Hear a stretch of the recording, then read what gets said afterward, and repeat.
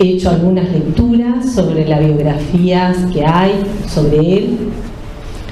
En ese sentido está la biografía de Duaines y García del año 91, la biografía del hijo de Cayetano, Alberto Cayetano, y de su nieto Horacio Silva del año 97, y la que anticipa Roberto en el 2017 con Historias sueltas de Venado Tuerto, porque bueno, creo que ahora está el libro con la biografía definitiva, pero en relación a ellas es que me animé a interrogarlas y a hacerme algunas preguntas y también algunas interpretaciones.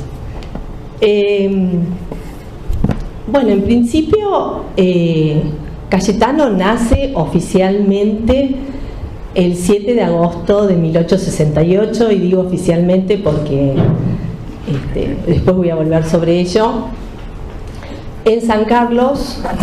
San Carlos es una localidad muy pequeña, a 12 kilómetros del departamento de Maldonado, en la República Oriental del Uruguay, un lugar con un hinterland agropecuario muy importante, que era abastecedor de Montevideo y de Maldonado. Él nace en la hacienda de los Silva. El linaje de los Silva no era tan antiguo.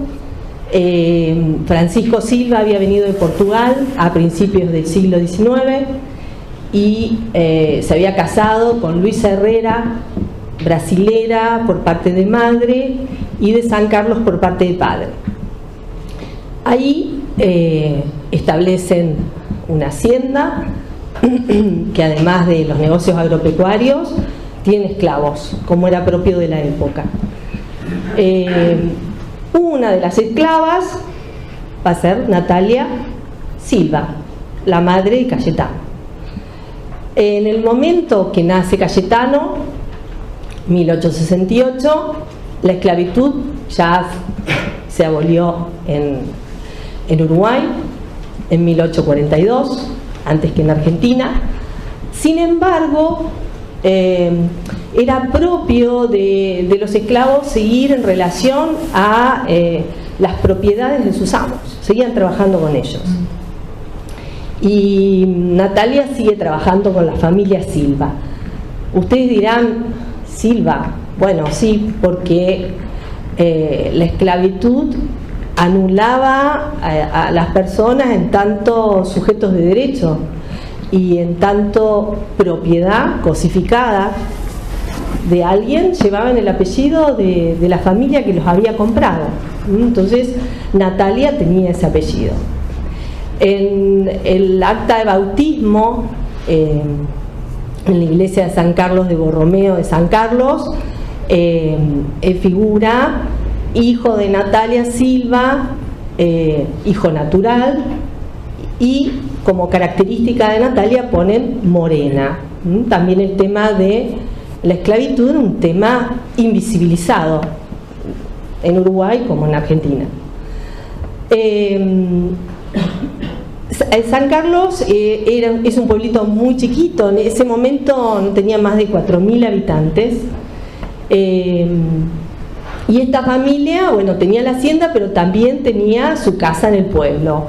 Y los primeros años Cayetano los va a vivir en esa casa del pueblo de San Carlos.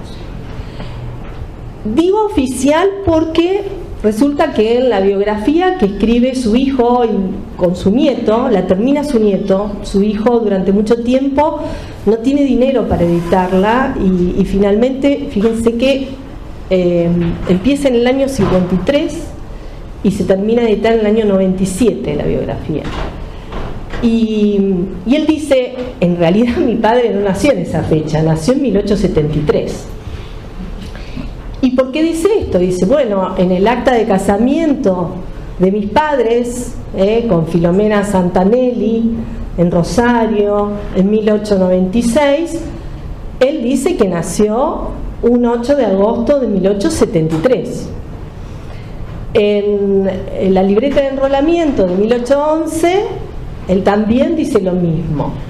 Y si ustedes se meten en Family Search, y buscan el acta de bautismo de los hijos que él tiene en Venado Tuerto, los dos primeros hijos, en 1899 y 1900, él también va a decir, en relación a la edad que tiene, que nació en 1873. No solo eso, sino que en el acta de bautismo de sus hijos dice que es de Montevideo, en la de enrolamiento dice que es de Soriano y en la de casamiento dice que es del Carmen. O sea que los orígenes son diferentes. Y también, esto por ahí podría ser más lógico, ¿no? Ahí dice que su madre se llama Natalia Sosa y que tiene padre y que se llama Julián Cayetano Silva. Bueno, los hijos, y el hijo y su nieto dejan esto no lo pueden resolver, porque dicen, es lo que nuestro padre nos ha dicho toda la vida, entonces no sabemos por qué aparecen estas diferencias. Pero si ustedes también se meten en Family Search, van a encontrar el acta de nacimiento en San Carlos, el acta de bautismo, perdón, en San Carlos de Borromeo, en Maldonado, diciendo que es el 7 de agosto de 1868. Así que ahí hay todo un misterio a develar de por qué razón él cambia esas fechas. En relación a su madre, Natalia, su hijo dice que él no llega a tener mucha relación con ella y que en realidad ese vínculo filial lo va a tener con una de las hijas de los Silva, con María Jacinta Silva Herrera. María Jacinta Silva Herrera, a la edad que nace él, y más o menos si pensamos cuando él empieza a instruirse, 4 o 5 años, deberá tener unos 40 años. No sabemos si tiene hijos propios, eso no lo sabemos, pero Cayetano es como un hijo para ella, y para él le dice madrina, pero en realidad también en el acta de bautismo no figura como madrina. En el acta de bautismo la madrina es Dolores Peire y el padrino es Ezequiel Silva, que no sabemos también quién es este Ezequiel Silva. Pero bueno, él la llama madrina y la quiere con un amor filial, al punto que su primer hijo se va a llamar Jacinto por ella. Y él va a estar toda la vida relacionado a Jacinta Herrera. El otro día hablaba con una amiga y yo le decía, él tuvo una buena estrella porque un hombre afrodescendiente en un pueblo de Uruguay en el siglo XIX, por más talentoso que fuera, nunca hubiera tenido el destino que tuvo Cayetano. O sea, atrás tuvo que haber alguien que se ocupara de él, y esa fue Jacinta. Jacinta se ocupa de que ella vaya a la escuela, que él vaya a la escuela, empieza a ir a la escuela de San Carlos, ahí está el maestro Ranali, que tiene una banda popular, ahí él aprende las primeras letras y se familiariza con el pistón. El pistón, hablábamos con Roberto, es una especie de instrumento de aire, trompeta, ¿sí? Con algunas cosas menos que las trompetas actuales, pero con esas características. Después, bueno, no me meto con, ustedes dirán. Bueno, y ahí, claro, sobresale. Él tiene un talento natural. Y entonces Jacinta piensa que no se puede quedar en ese pueblo. Y entonces empieza a pensar que se tiene que ir a estudiar, a seguir sus estudios a Montevideo. Y le pide ayuda a su primo hermano. ¿Quién era el primo hermano de Jacinta? Francisco Antonio Vidal Silva, quien fuera 2 veces presidente de Uruguay. O sea, que fíjense atrás de Cayetano quienes estaban, ¿no? Entonces ella de alguna manera le pide que él sea el tutor mientras él está en esta escuela en Montevideo. Él lo va a hacer. No va a tener muy buena relación con él, eso también lo dicen los hijos, o sea, podemos suponer que va a ser distante por las actividades que tiene, y será el tutor para las cuestiones que le requiera, las cuestiones de su formación. Él va a entrar en la Escuela de Artes y Oficios de Montevideo, que se había fundado hace un año. Era una especie de escuela cuartel que estaba bajo la órbita del Ministerio de Guerra, así que imagínense, donde iban todos los niños que tenían muchos problemas de conducta en Montevideo, donde, es más, no solo problemas de conducta, sino hasta causas judiciales, ¿no? Niños rebeldes. No creo que Cayetano haya ido por eso, creo que ahí la búsqueda fue encontrarle una institución donde él pudiera seguir formándose, porque bueno, te formaban en artes y oficios. Esa escuela después dio lugar a la Escuela Industrial de Montevideo, ¿no? Una de las primeras escuelas industriales de Montevideo. Pero en ese momento lo formaban en muchos oficios. Él ahí aprende tipografía y aprende también telegrafía, ¿sí? Profundiza sus conocimientos sobre el pistón, sobre solfeo y aprende el violín. Y ahí conoce a quien estaba a cargo de la banda de música, que era el maestro Gerardo Grasso, una eminencia, quien va a escribir, le va a dar letra al Pericón, lo va a orquestar al Pericón Nacional. Dicen que ahí Cayetano ya escribe un himno obrero con solo 15 años.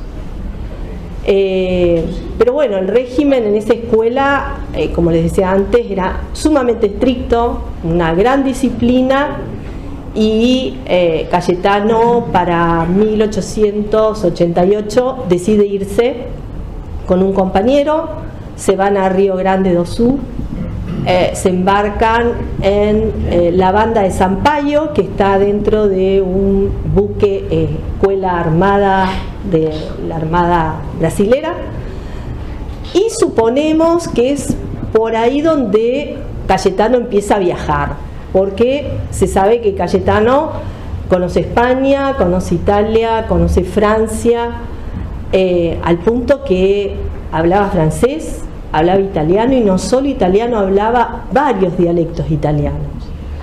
Hay una anécdota muy chiquita, ya estando en Venado, que va a tocar a Carmen, y había unos piamonteses que en Piamontés lo critican porque ven a un negro y la banda no había sonado como parecía, y entonces parece que dicen, bueno, no, solo un italiano puede estar a cargo de la música, de las bandas, y parece que Cayetano lo escucha, y en Piamontés le responde que él sabe de música y que en realidad había sido todo muy improvisado, que lo habían llamado a último momento. Entonces ellos se quedan como helados que les hablara bien, así dicen, no, yo nunca había visto un italiano tan negro. Pero bueno, la cuestión es que Cayetano viaja por el mundo, no sabemos bien cuánto tiempo, se supone que en estos buques, tocando en las bandas, algunos dicen que también ejerciendo como la telegrafía, como oficio, y en algún momento vuelve a Buenos Aires. No tenemos la fecha exacta de su vuelta, algunos dicen que en 1890. Lo cierto es que en 1894 él ya está afincado en Rosario y hace sus primeros pasos como periodista en el diario El Municipio, y luego entra al 7º Regimiento de Infantería como capitán, pero justamente a cargo de la banda.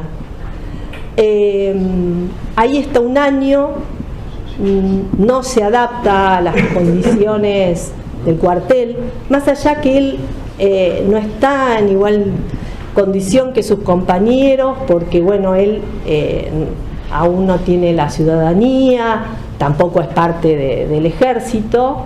Sin embargo, al año siguiente renuncia y se aboca a vivir de alguna manera de la música en Rosario, orquestando, componiendo, entra en contacto con Florencio Sánchez, con la bohemia rosarina y con la sociedad italiana. Por esa sociedad italiana por la cual luego entrará en contacto con la sociedad italiana de Unione de Benevolenza de Venado Tuerto. A mí lo que me parece interesante en relación a esta etapa, y ya le paso a Roberto, que va a contar lo que pasa a partir de que viene a Venado, es una pregunta que a mí me recorre y que me interesa mucho en relación a la música, porque creo que estas biografías de Cayetano aún están incompletas y que tendrían que digamos, estar en relación también a los músicos, ¿no? Porque toda la formación que tiene va a ser una formación de cuño europeo musical. Y un poco la pregunta que queda es, en algún lugar en donde entra en contradicción Cayetano con las raíces africanas, con los instrumentos de esas raíces africanas. Hay, y por último ya le paso a Roberto, hay un concurso en el cual él participa antes de venir a Venado, donde él gana el primer premio y es como una especie de conjunto coral de 8 voces que él le llama Los Amigos Africanos. Sería interesante saber qué fue o qué tipo de música ahí él pudo plantear y qué de lo que le venía de esa etnia tan invisibilizada y tan estigmatizada para esos momentos, ¿no? Porque él puede hacer todo lo que hace porque de alguna manera es apoyado por grupos que tienen poder y que además son grupos blancos, ¿no? Bueno, ¿cómo se le juega eso a Cayetano, ¿no? Esas son las preguntas que me quedan y que, bueno, que todos nosotros